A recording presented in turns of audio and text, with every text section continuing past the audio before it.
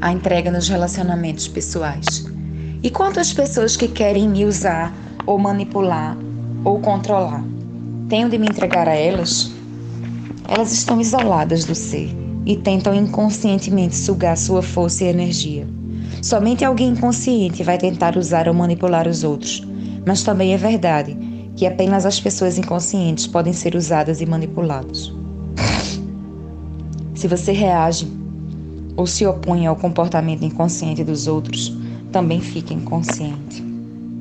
Porém, a entrega não significa uma permissão para que todos os inconscientes usem você. De jeito nenhum. É possível dizer não de modo firme e claro para alguém e, ao mesmo tempo, permanecer em um estado de não resistência interior.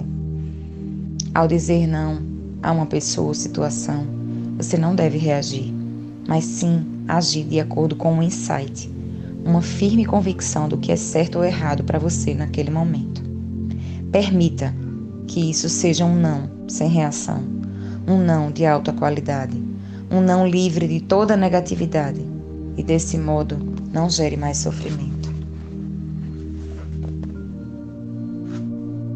Mestre, estou passando por uma situação desagradável no trabalho. Tentei me entregar a ela, mas achei impossível. Uma grande dose de resistência continua a aparecer. Se você não consegue se entregar, haja imediatamente. Fale ou faça alguma coisa para provocar uma mudança na situação, ou se afaste dela. Seja responsável pela sua vida. Não polua o seu lindo e radiante ser interior com negatividade. Não transmita infelicidade, nem deixe que ela crie um lugar dentro de você. A não resistência também deve regular nossa conduta externa, mestre, como, por exemplo, uma não resistência à violência, ou é algo que só interessa a nossa vida interior? Veja bem, você só precisa se preocupar com o aspecto interno. Isso é fundamental. É claro que ele vai acabar modificando suas atitudes externas, seus relacionamentos. Seus relacionamentos vão mudar profundamente através da entrega. Se você nunca consegue aceitar o que é, consequentemente não é capaz de aceitar qualquer pessoa do jeito que ela é. Você está sempre julgando, criticando, rotulando, rejeitando ou tentando mudar as pessoas. Além disso, se continuar a transformar o agora em um meio para atingir um fim no futuro, também vai considerar as pessoas com quem se relaciona como um meio para atingir um objetivo. O relacionamento, o ser humano, passa a ter uma importância secundária para você, ou mesmo sem nenhuma importância. O que vale é o que você consegue extrair do relacionamento. Um ganho material, uma sensação de poder, um prazer físico ou alguma forma de gratificação do ego. Deixe-me ilustrar como a entrega pode agir nos relacionamentos. Quando se envolver em uma discussão ou conflito com um sócio ou amigo, observe como você se coloca na defensiva quando a sua própria posição é atacada. Sinta a potência da sua própria agressão ao atacar a posição da outra pessoa. Observe o apego aos seus pontos de vista e opiniões. Sinta a energia mental e emocional por trás da sua necessidade de ter razão ou de mostrar a outra pessoa que ela está errada. Essa é a energia da mente. Você a torna consciente ao reconhecê-la, ao senti-la mais completamente possível. De repente, no meio de uma discussão, você descobre que pode fazer uma escolha e resolve abdicar de sua própria reação, só para ver o que acontece. Você se entrega. Não quero dizer abrir mão da sua reação verbalmente, dizendo, está bem, você tem razão, com um ar no rosto que diz, estou acima de toda a sua inconsciência infantil. Isso é apenas deslocar a resistência para um outro nível. Com a mente, ainda estou no comando, considerando-se superior. Estou falando de abandonar todo o campo de energia mental e emocional que estava disputando o poder dentro de você. O ego é esperto demais. Portanto, você tem de estar alerta, presente e ser 100% honesto consigo, mesmo para verificar se abandonou realmente sua identificação com uma posição mental e se libertou. Assim, corpo e sua mente. Se você se sentir leve, livre e profundamente em paz, é sinal de que você se entregou completamente. Observe então o que acontece à posição mental da outra pessoa, já que você não mais a energiza ao oferecer resistência. Quando abrimos mão da identificação com as nossas posições mentais, começa a verdadeira comunicação. E quanto não resistência diante da violência? Não resistência não significa necessariamente não fazer nada. Significa que qualquer fazer se torna não a reação. Lembre-se da profunda sabedoria implícita na prática das artes marciais orientais. Não ofereça resistência à força opositora. Submeta-se para superá-la. Tendo estabelecido isso, não fazer nada. Quando estamos em um estado de intensa presença, é um poderoso transformador e curador de situações e de pessoas.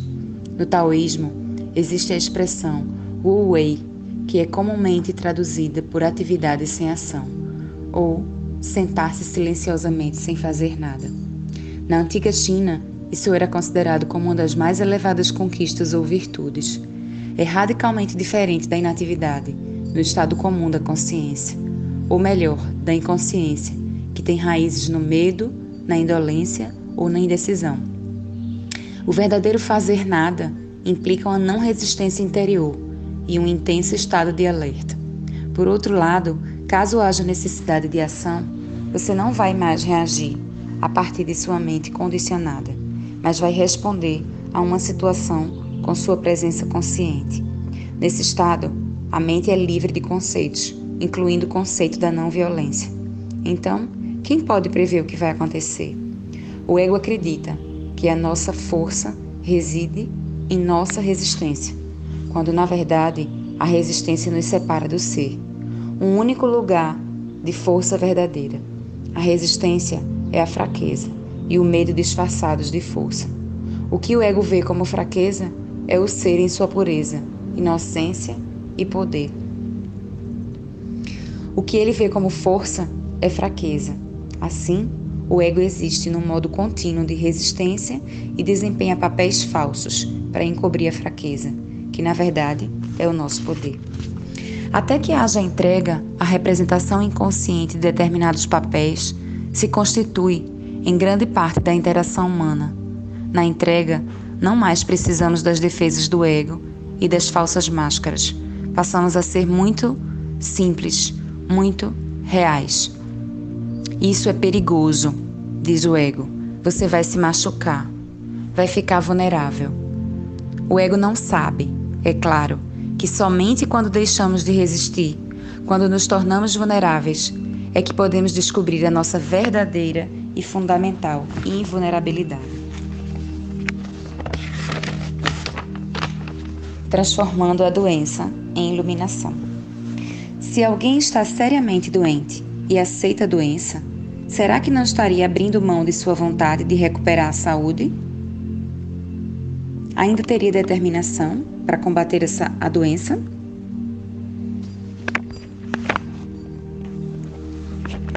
Transformando a doença em iluminação.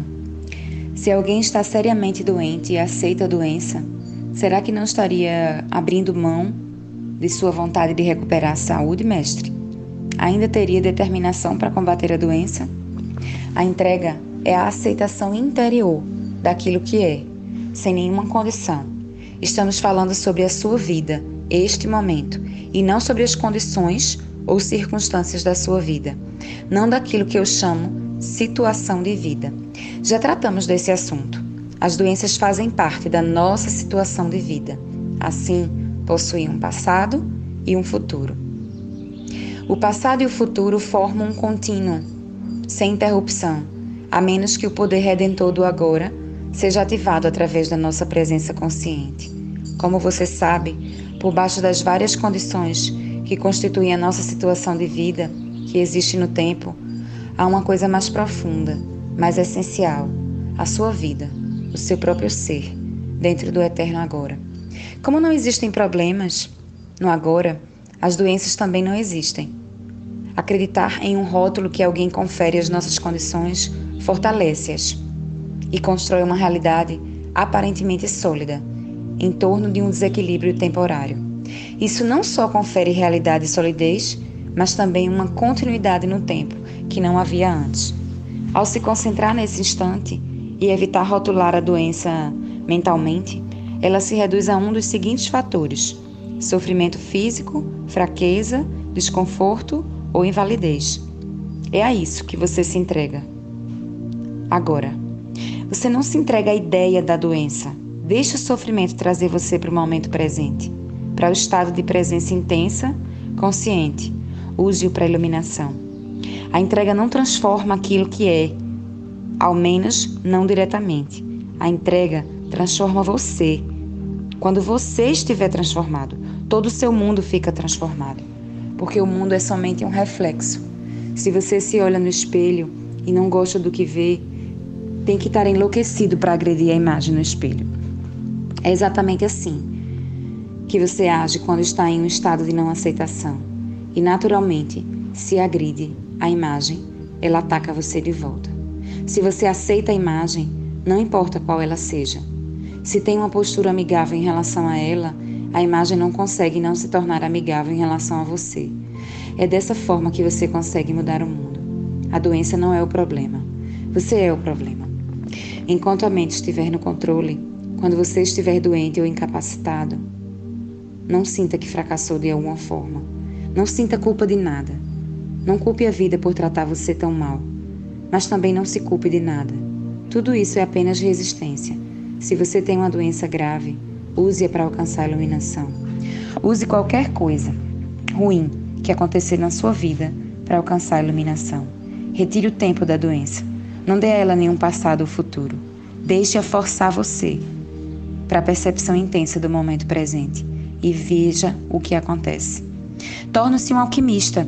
Transforme o metal em ouro, o sofrimento em consciência, a infelicidade em iluminação. Você está gravemente doente e sentindo raiva do que acabei de dizer? Então esse é um sinal claro de que a doença se tornou parte do seu sentido interior e que nesse momento você está protegendo a sua identidade e também protegendo a doença.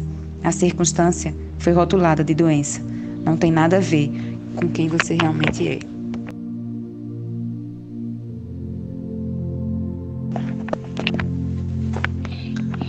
Quando a infelicidade ataca. No que diz respeito à maioria da população, ainda inconsciente, somente uma situação crítica tem o poder de quebrar a dura casca do ego e forçar as pessoas a uma entrega, e desse modo a um estado iluminado.